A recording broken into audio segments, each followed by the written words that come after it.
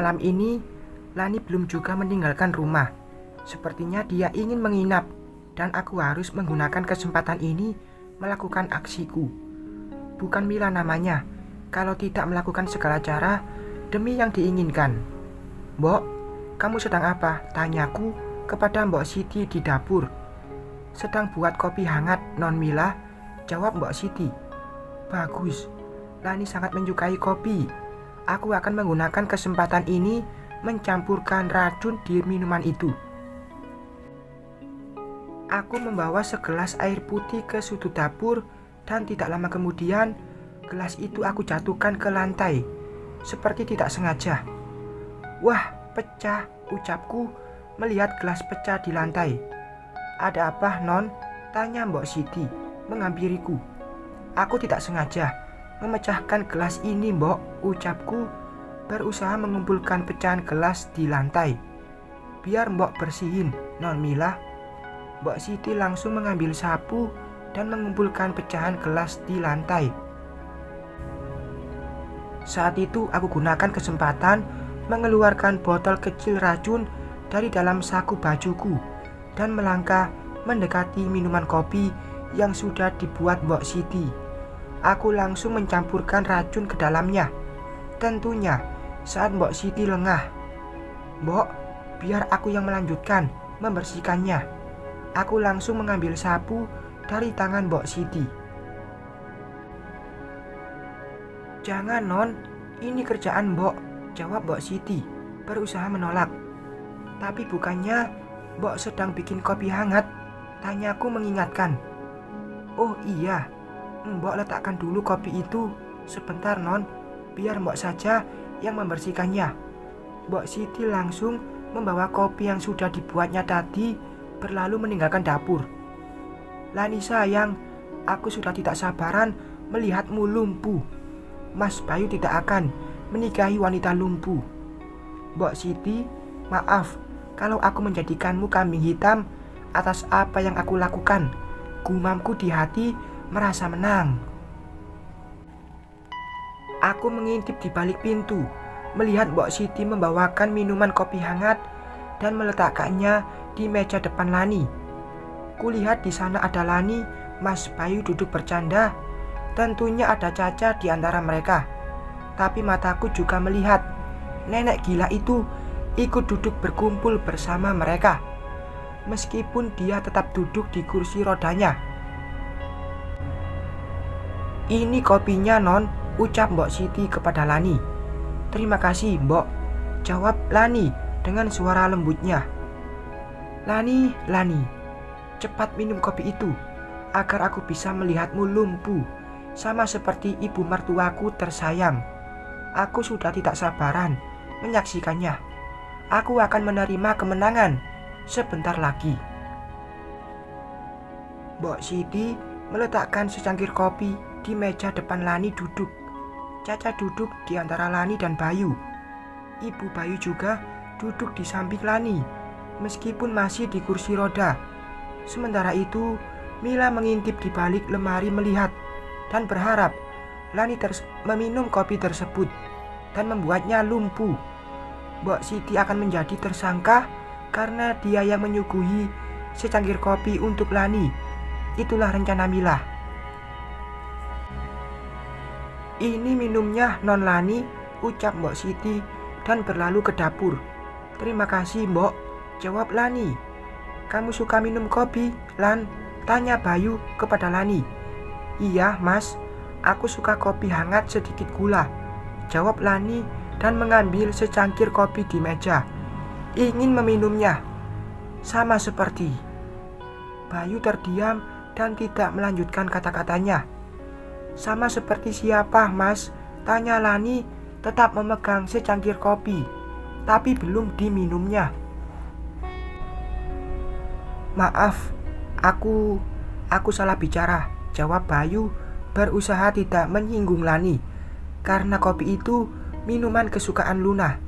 Ingatan tentang Luna masih di dalam kepala Bayu, karena dulu dia juga mulai mencintai Luna sebelum Luna menghilang. Di dalam hati kecilnya dia masih menyimpan sedikit rasa kepada Luna. Meskipun awalnya dia mempermainkan kehidupan Luna dalam sebuah pernikahan yang direncanakannya dengan Mila dan Donna, permainan yang akhirnya berubah dengan rasa cinta seiring waktu melihat Luna mengandung anaknya. "Apakah juga minuman kesukaan Luna?" tanya Lani yang membuat Bayu terkejut. "Dah, dari mana kamu tahu?" tanya Bayu gugup. "Caramu membicarakan ibu kandung Caca sangat berbeda dengan membicarakan yang lain, Mas." "Hebat, kamu bisa membaca aku," ucap Bayu tersenyum kecil.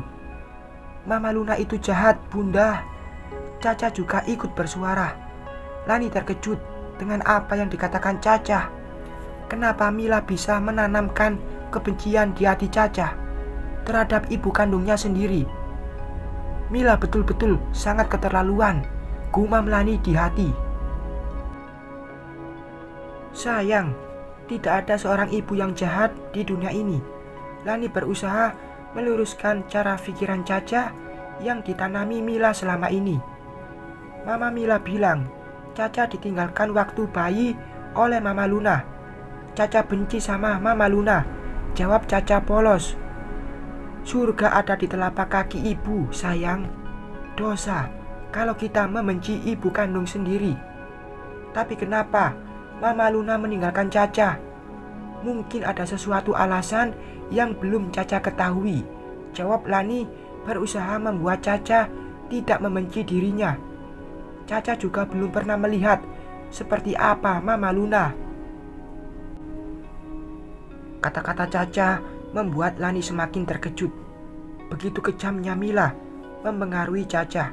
Bahkan hanya sebuah fotonya pun tidak pernah diperlihatkan kepada Caca.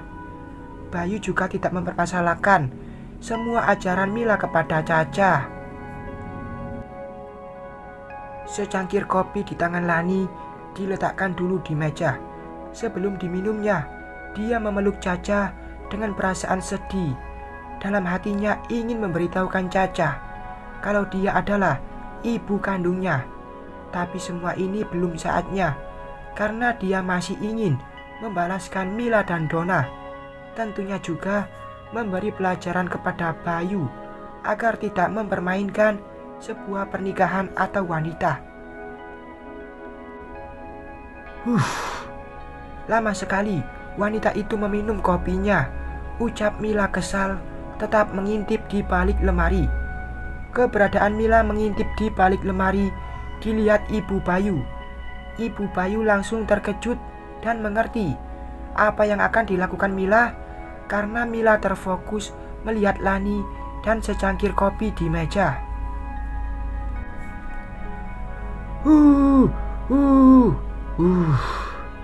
Ibu Bayu berusaha memberitahu Lani tentang secangkir kopi yang kemungkinan sudah dicampur racun oleh Mila.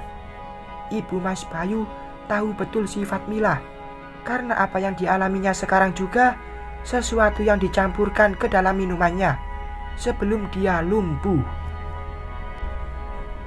Apa yang terjadi beberapa tahun yang silam setelah Luna tiba-tiba menghilang masih segar di ingatan Ibu Bayu.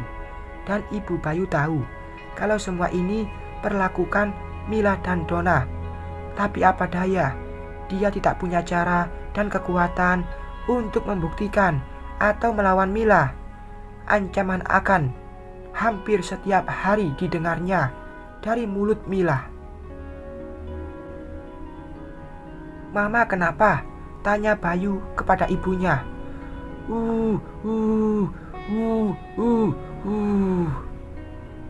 Ibu Bayu terus berusaha menjawab, meskipun apa yang dikatakannya tidak dimengerti orang lain. "Mamamu kenapa, Mas?" tanya Lani memperhatikan cara bicara Ibu Bayu.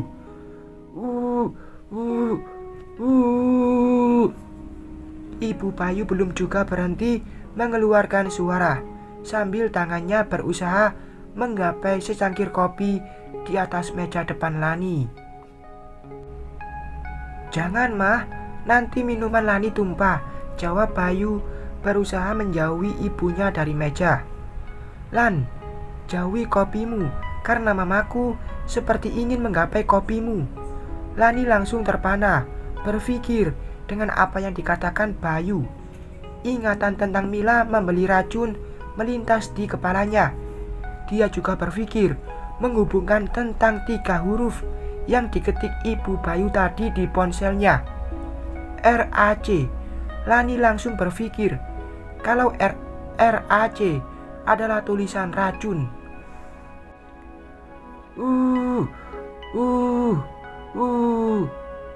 Ibu Bayu terus menunjuk ke cangkir kopi dengan wajah tegang dan berusaha menggapai minuman tersebut.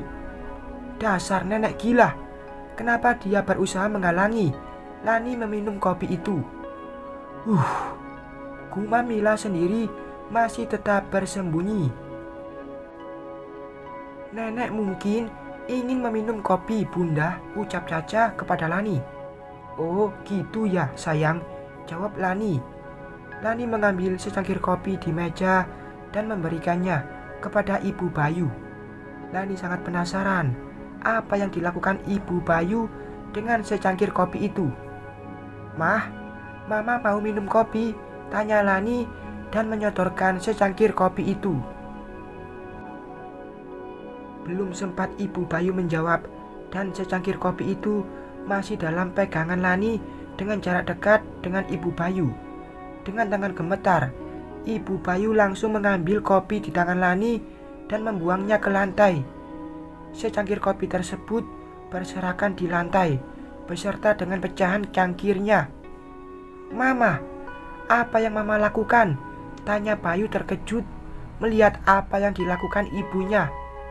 Tidak apa-apa mas, jangan salahkan mamamu, ucap Lani dengan tenang.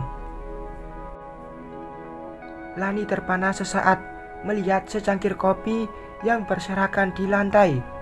Dari semua ini, dia mulai mengetahui kalau dalam kopi di cangkir itu sudah dicampuri racun dan tentunya ini semua ulah dari Mila. Lani juga melihat Ibu Bayu dengan reaksinya, berusaha membuang secangkir kopi itu dan dia berpikir kalau Ibu Bayu juga mengetahui tentang racun yang dimiliki Mila. Sebelum diketahui, dia bersembunyi di balik lemari, mengintip. Mila beranjak dari persembunyiannya dan menuju ke kamarnya. Sial, Mila melempar gelas di atas nakas ke lantai. Nenek lumpuh itu sepertinya harus aku singkirkan dulu. Dia mencoba menggagalkan rencanaku. Awas kamu nenek gila, akan kubuat kamu tenang selama-lamanya, ucap Mila meluapkan emosi sambil mengepal kedua tangan. Bersambung.